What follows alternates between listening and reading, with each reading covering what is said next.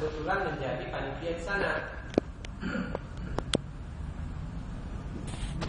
Yang disebut Badan Pengawas Pemilu itu bertugas untuk mengawal agar tata cara pemilih, tata cara rakyat, tata cara orang-orang yang sudah dewasa untuk bisa memilih itu sesuai dengan undang-undang. Artinya tidak ada suara yang sudah diberikan oleh adik-adik semua itu kemudian dihitung, itu dimanipulasi. Nah, saya tugasnya di situ, memastikan agar tidak ada kecurangan. Kalau ada curang, pemimpin yang dihasilkan dari proses yang curang itu pasti akan korupsi nanti, karena dia sudah tidak jujur. Kenapa? Karena pemilihan umum itu dilaksanakan secara langsung, umum, bebas, rahasia, jujur dan adil. Nah, saya mengawal di situ. Kemudian pemilihan umum itu untuk memilih anggota DPR dan macam-macamnya. Itu seperti tadi rumahnya. Lanjut.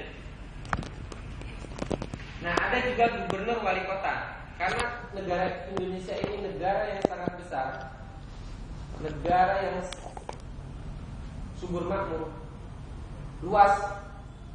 Jadi kalau saya kalau dari Jakarta mau ke Papua atau ke Maluku itu membutuhkan 5 jam. Sementara kalau di Eropa, dari negara satu ke negara yang lain itu hanya butuh setengah jam. Sangat kecil. Sementara urusan negara ini sangat luas. Makanya kalau pengurus besar itu bisa mengorganisir kader-kader terbaiknya untuk bisa menjadi pemimpin, mulai dari nasional sampai level di bawah, itu adalah sumbangan terbaik. Karena pasti yang keluar dari pelajar Islam itu keluaran yang baik. Pemilihan umum, panitia, kita panitia. Nah, sistem dan mekanismenya dilaksanakan di undang-undang. Jadi nanti setelah undang-undang dasar disahkan, dan itu susah, kita bernegara ini punya dasar, yaitu undang-undang dasar. Setiap tahun itu DPR membuat undang-undang bersama presiden. Undang-undang itu yang menjadi aturan untuk melaksanakan tujuan-tujuan lain. Nah, yang selanjutnya yang saya tulis di sini, ini tafsiran saya atas proses demokrasi secara umum.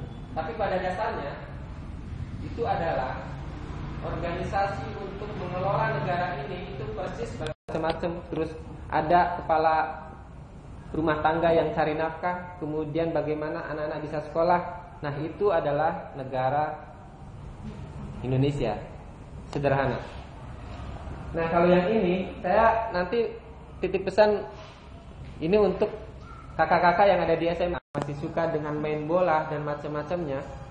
Sementara urusan yang begini tidak ada yang perhatian. Jadi untuk menjadi pemimpin itu lewat organisasi, teman-teman, adik-adik semua udah nggak suka organisasi. Ke depan calon pemimpin itu sudah tidak ada, karena adik-adik semua udah nggak suka organisasi. Bagaimana nanti memimpin negara atau organisasi yang lebih besar? Nah, itu kemungkinan yang akan memimpin negara ini ke depan adalah segelintir orang-orang saja, tanpa melalui pemilihan umum. Itu termasuk perubahan sosial. Nah, terakhir adalah perkembangan geopolitik. Mereka menganut begitu dan kemudian beralih menjadi negara demokrasi. Indonesia menjadi lebih penting karena Indonesia salah satu negara besar yang sudah menerapkan demokrasi dan menjadi kiblat dari semua negara muslim di dunia dalam konteks demokrasi. Artinya apa? Kita harus belajar demokrasi lebih baik karena kita sudah menjadi guru bagi semuanya. Itu mempengaruhi bagaimana pemilu itu dibuat.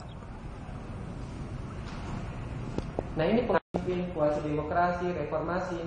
Itu karena dunia di luar rumah tangga yang namanya Indonesia, di luar rumah yang namanya Indonesia, itu ada tetangga-tetangga. Orang punya kepentingan, ingin tahu apa yang terjadi di Indonesia. Kalau Indonesia baik, pasti orang akan belajar. Kalau Indonesia lemah, pasti orang akan datang. Tapi ini materi untuk kakak-kakak kelas nanti. Yang penting